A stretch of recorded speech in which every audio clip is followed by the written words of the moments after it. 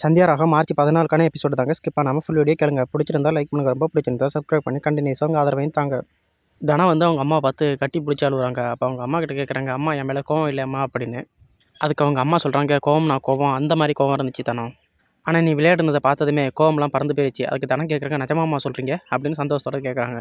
அதுக்கு அவங்க அம்மா சொல்கிறாங்க, நீ விளையாடுனதை பார்க்குறப்போ என் தங்கச்சி சந்தியா விளையாண்ட மாதிரியே இருந்துச்சு. அவன் என் பக்கத்துலேயே இருக்கிற மாதிரி இருந்துச்சு. அப்போ தானே சொல்கிறாங்க, சாரிம்மா நான் உங்ககிட்ட சொல்லாமே வந்துட்டேன், உங்ககிட்ட கண்டிப்பாக நான் சொல்லியிருக்கணும், சாரிம்மா அப்படின்னு கேட்குறாங்க.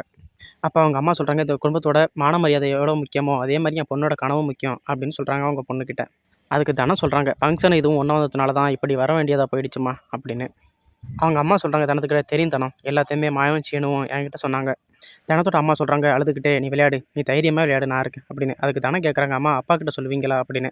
அதுக்கு அவங்க அம்மா சொல்கிறாங்க, அதெல்லாம் நான் பார்த்துக்கிறேம்மா, நீ தைரியமாக விளையாடு அப்படின்னு. அதுக்கப்புறமா தனத்தோட அம்மா சொல்கிறாங்க, நீ என்னை பார்க்கறது வரைக்கும் நல்லா விளையாண்டுக்கிட்டு இருந்த, நீ என்னை பார்த்ததோட தான் அவன் விளையாட்டு கெட்டு போயிடுச்சு, நீ விளையாடு தனம், நல்லா விளையாடு அப்படின்னு சொல்கிறாங்க. அப்போ தனம் கேட்குறாங்க, நீங்கள் அப்பா கிட்ட சொல்லுவீங்களாம்மா அப்படின்னு. அதுக்கு தனத்தோட அம்மா சொல்கிறாங்க, அதெல்லாம் நான் சொல்ல மாட்டேன், நீ விளையாடு, நீ எப்பொழுதும் விளையாடுற மாதிரி விளையாடு அப்படின்னு. தனமும் சந்தோஷத்தோட தேங்க்ஸ்மா அப்படின்னு சொல்கிறாங்க. அப்போ தானே சொல்கிறாங்க அவங்க அம்மா கிட்ட, அம்மா அடுத்த கேம் வேறு ஆரம்பிக்க போகிறாங்கம்மா அப்படின்னு. அதுக்கு தானே அம்மா சொல்கிறாங்க, நீ இதுக்கு முன்னாடி என்னை பார்த்து தோற்று போயிட்டியம்மா அப்படின்னு. அதுக்கு தானே சொல்கிறாங்க, இதில் ஜெயிச்சிட்டா எல்லாமே சரியாயிடுமா, ஏன்னா நான் இதுக்கு முன்னாடி நடந்த மேட்ச்சில் நான் ஜெயிச்சிட்டேம்மா அப்படின்னு சொல்கிறாங்க சந்தோஷத்தோட. அப்போ தனத்தோட அம்மா சொல்கிறாங்க, சரி நீ எப்படியாவது இந்த ஆட்டத்தில் ஜெயிச்சிருமா அப்படின்ட்டு தனத்துக்கு முத்தம் கொடுத்து அனுப்புகிறாங்க சந்தோஷத்தோட. தனமும் சந்தோஷத்தோட அவங்க அம்மா காலில் விழுந்து ஆசீர்வாதம் வாங்கிக்கிட்டு போகிறாங்க. அவங்க அம்மா சொல்கிறாங்க, நல்லா விளையாடுத்தணும் அப்படின்னு. தனமும் சரின்னு சொல்லிட்டு போகிறாங்க. அதுக்கப்புறமா சாருவோட வீட்டை காமிக்கிறாங்க. அப்போ சாரோட அம்மா ரெடி ஆகிட்டியா அப்படின்னு கேட்குறாங்க. அதுக்கு சாரு கேட்குறாங்க, நான் ரெடியாகிறது இருக்கட்டும், அங்கே என்னம்மா நடக்குது அப்படின்னு சாரு கேட்குறாங்க. அப்போ சாரோட அம்மா சொல்கிறாங்க, எல்லாம் ரெடியாகி பக்காவாக இருக்குது அப்படின்னு. அப்போ சாரு கேட்குறாங்க, அந்த மாயா வந்தாலும் இல்லையா, அவன் எங்கடி வரப்போறா அப்படின்னு சாரோட அம்மா சொல்கிறாங்க. எல்லாம் முடிஞ்சதுக்கப்புறம் தான் அவள் எட்டியே பாப்பா, இதில் எல்லாம் அவளால் உட்கார முடியாது அப்படின்னு சொல்கிறாங்க சாரோட அம்மா. அப்போ சாரு சொல்கிறாங்க, அவளால் மட்டும் இல்லைம்மா என்னாலையும் உட்கார முடியாது அப்படின்னு. அதை கேட்டுட்டு அவங்க அம்மா செம்மையாக ஷாக்காகிறாங்க.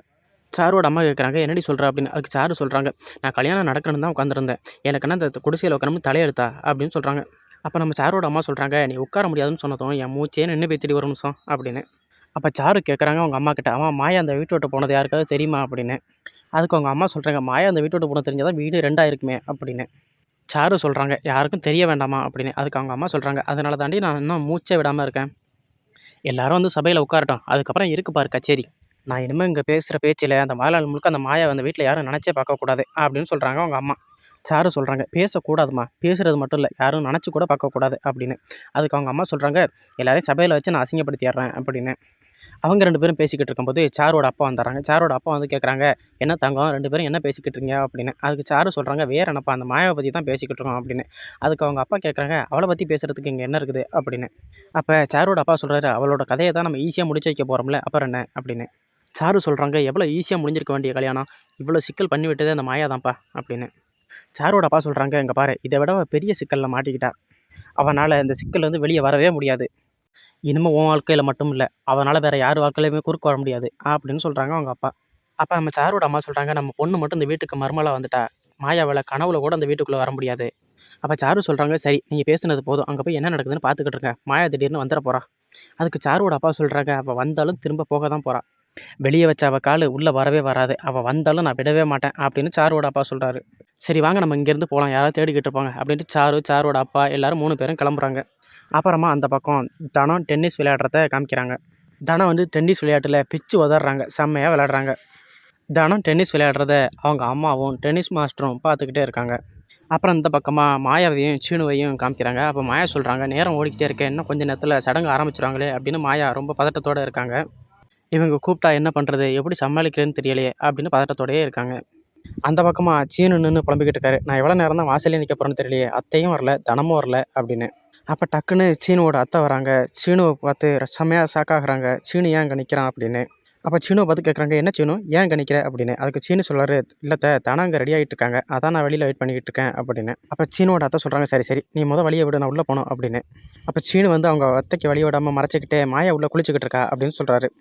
அதுக்கு சீனோட அத்தை சாக்காய், என்னது மாயாவா அப்படின்னு. இல்லை தனம் குளிச்சுக்கிட்டு இருக்கா உள்ள அப்படின்னு சீனு சொல்கிறாரு.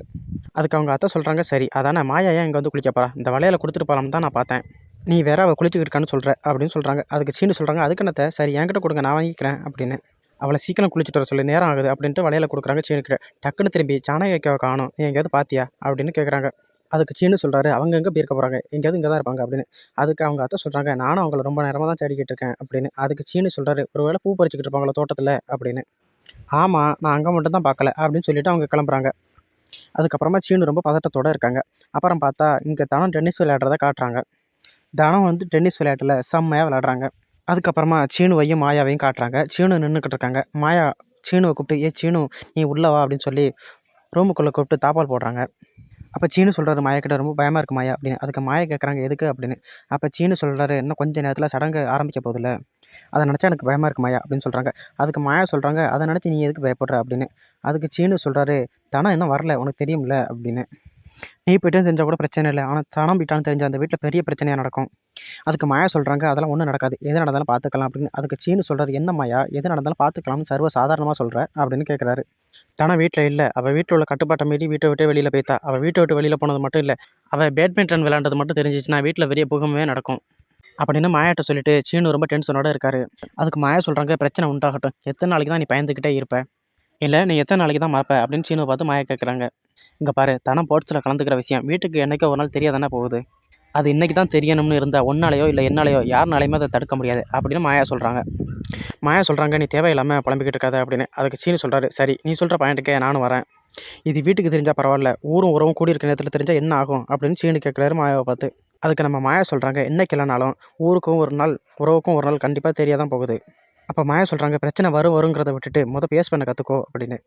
பெரியம்மா மேட்ச் விளையாட கிரவுண்டுக்கு வர போயிருக்காங்க, அங்கே என்ன நடக்குதுன்னே தெரியல, ஃபோன் இருந்தாலும் கேட்டு பார்க்கலாம், அதுக்கும் இங்கே தடை போட்டுட்டாங்க அப்படின்னு மாயா சொல்கிறாங்க சீனுக்கிட்ட. மாயா சொல்கிறாங்க, ஃபங்க்ஷன் நடக்கிறப்ப நானும் தனமும் இல்லைனா கூட சமாளிச்சுக்கலாம், ஆனால் பெரியம்மா இல்லைனா சமாளிக்க முடியாது, அவங்கள போய் கூட்டிகிட்டு வரதுக்கு ஏதாவது வழி இருந்தால் சொல்லு அப்படின்னு சீனுக்கிட்ட கேட்குறாங்க. அதுக்கு சீனு சொல்கிறாரு, அவங்கள போய் நேரில் வேணால் கூட்டிகிட்டு வரலாம், இருக்கிற ஒரே ஆப்ஷன் அதுதான் அப்படின்னு. கூட்டிகிட்டு வரதுக்கு நீனும் பித்தா அங்கே சமாளிக்கிறது பெரிய கஷ்டம் சீனும், எப்படி இருந்தாலும் அவங்க வரட்டும். அதுக்கப்புறமா மறுபடியும் தனம் டென்னிஸ் விளையாடுறத காமிக்கிறாங்க.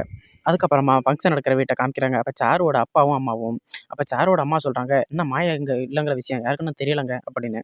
சாருவோட அப்பா சொல்கிறாங்க, தெரியாமல் இருக்க வரைக்கும் தாண்டி நல்லது, தெரிஞ்சால் யாராவது தேடி பிடிச்சி கண்டுபிடிச்சி கொண்டுட்டு வந்துருவாங்கல்ல. அதுக்கு சாருவோட அம்மா சொல்கிறாங்க, சாரு கல்யாணத்துக்கு முன்னாடியே மாயாவை நிரந்தரமாக அந்த வீட்டை விட்டு துரத்தணுங்க அப்படின்னு. அப்போ அவங்க ஹஸ்பண்ட் வந்து ஜானகியை தேடிக்கிட்டு இருக்காங்க.